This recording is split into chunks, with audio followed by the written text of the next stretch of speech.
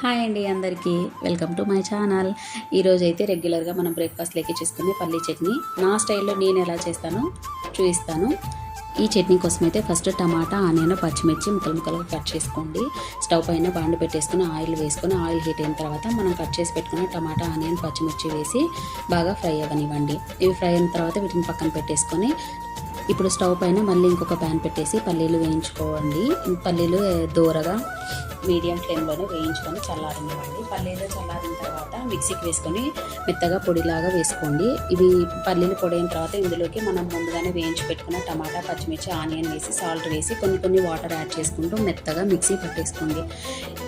మీకు ఎంత కన్సిస్టెన్సీలో చట్నీ కావాలనుకుంటే అన్ని వాటర్ యాడ్ చేసుకొని మెత్తగా మిక్సీ పట్టేసుకోండి. ఇష్టం ఉన్న వాళ్ళైతే ఈ చట్నీలోకి తర్వాత కూడా పెట్టేసుకోవచ్చండి. పోపు పెట్టుకున్న కూడా టేస్ట్ చాలా బాగుంటుంది. అంతే అండి, ఈ చట్నీ అయితే ఏ బ్రేక్ఫాస్ట్లోకైనా కానీ చాలా బాగుంటుంది.